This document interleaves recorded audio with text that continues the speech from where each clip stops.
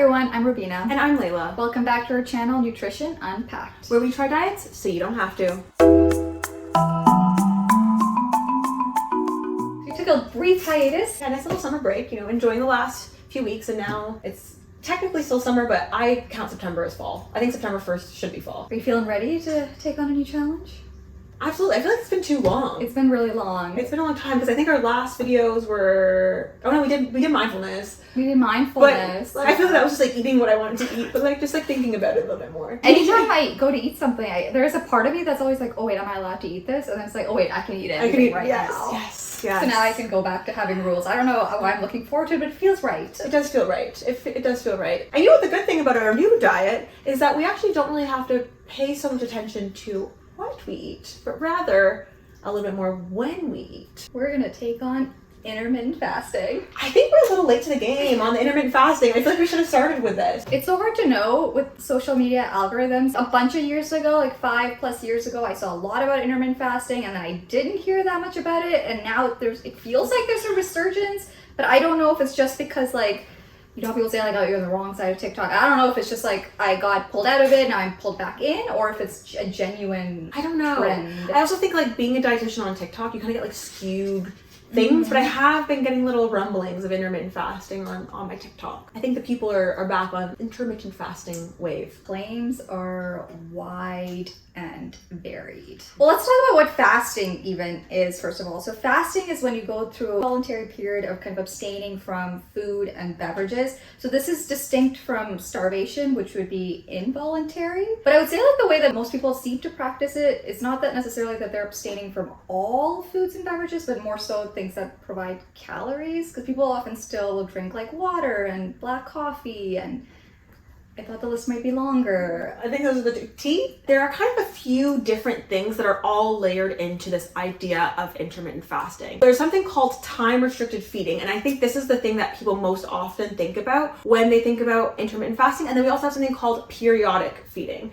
So time-restricted feeding is when you have kind of your course of the day, and for a certain period of the day, you are fasting, and then for another short period of the day, you are able to eat. When you hear people being like, oh, I'm doing my 16-8, or I only eat between the hours of this and this. That's kind of the time restricted feeding aspect of things. And then we have something called periodic feeding, and this one is actually where your period of fasting is quite a bit longer and your period of eating is also quite a bit longer. So you might go a couple days without eating, which is kind of daunting. I'm hearing more about extended day fasts and stuff, which honestly, there's so many claims about the supposed benefits to that type of eating pattern, which we're going to get into. But it does seem like it could possibly be an effective way to maybe disguise eating disorders. I think so. Honestly, being on the intermittent fasting TikTok, there's some that you're going through and maybe you should go see someone about that, because that seems a little unhealthy. When we're talking about fasting, we talked about, how popular it's been throughout the last few years, but fasting is actually something that humans have been doing for a very, very, very, very long time. A very common fasting protocol is, I guess, one that you see during Ramadan. People will fast from sunrise to sunset, and of course, depending on kind of which time of the year that it happens to fall on any given year, that could be a shorter window or a much longer window. I think that fasting and religion often really goes hand in hand. So we have Ramadan. Also in Jainism, it's very popular to do very extended fasts. So more the periodic feeding kind of fasts as a way of connecting spiritually. Some that are 7 days in length, some that are 8 days in length, some that are over a month in length, which is very intense. I don't know if I have the willpower for that. Kudos to them. The unique thing about intermittent fasting protocols is that, outside of the religious context, there isn't really guidance in terms of what you can eat during your feeding window. It's purely based on the timing. Even without the rules of kind of what you should eat, there's so many claims about how it could possibly impact your health. Just the idea of meal timing. Intermittent fasting has become increasingly popular. And when we looked at kind of the Google trends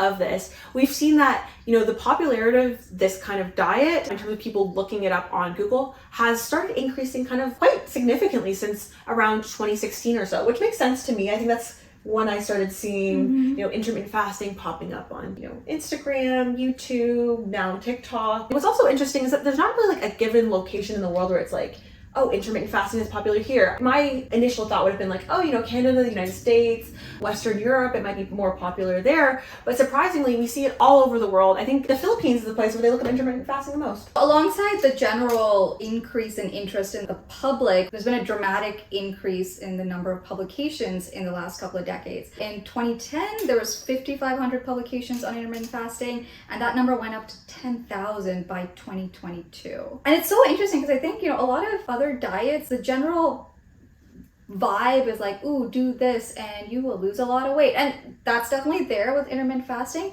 but intermittent fasting claims go like so much further than that. Like claims around like cancer and longevity. So not just like health, but actually claims around longevity, which like I understand like, oh, if you're healthier, you're probably gonna live longer, but I mean, they're not really the same thing. Yeah, and you really don't see those longevity claims when it comes to a lot of other diets. Like, oh, you'll be healthier, you might reduce your risk of cardiovascular disease.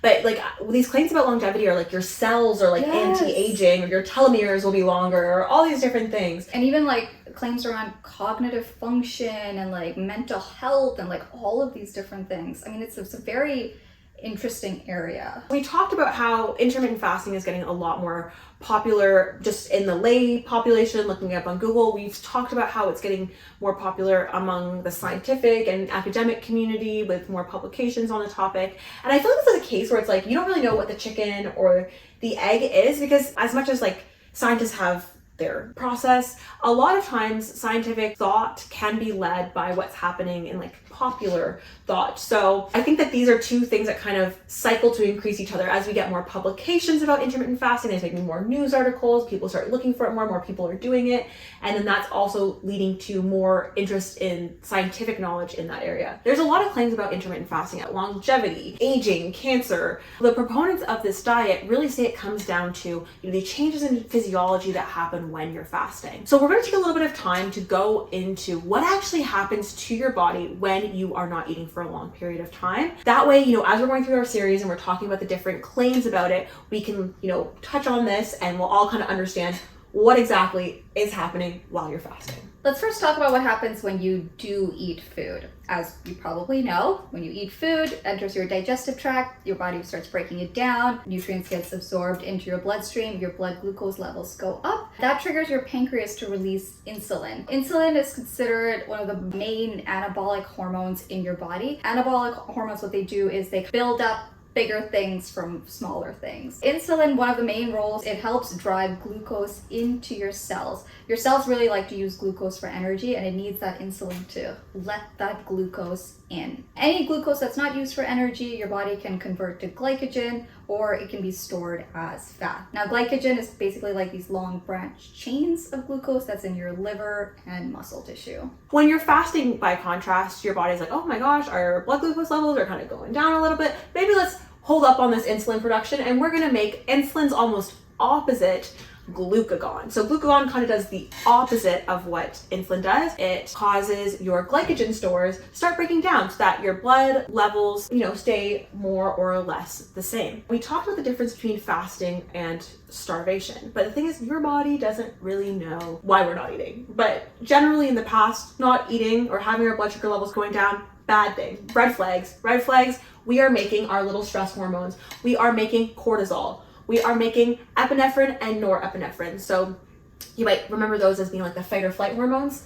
That's how big of a deal this is. Your body's like, oh my goodness, we need something to eat. Those hormones, cortisol, norepinephrine, and epinephrine, start working with glucagon to break down those fat stores because we need energy. Things are dire. Also, as you mentioned, your body does really like using glucose. There are certain organs in your body that can really only use glucose, and a couple other forms of energy, but they still just really like glucose, one of them being the brain. Your body will do something called gluconeogenesis, which is a scientific way of saying making new glucose. So it will take amino acids and some other chemicals in your body like lactate and turn those into glucose. That's how much we like glucose. A lot of times those amino acids actually come from your muscles because those are made of protein, and you know what? We prefer our brain to keep working and have like weaker muscles than vice versa. It is interesting because I think one of the claims about intermittent fasting is that it helps with muscle preservation with weight loss. So that's something that we'll dive into. Claims around intermittent fasting go from things like weight loss, cancer, aging, metabolism, longevity, regulating hormones, even cardiometabolic health or brain health and cognitive function. So over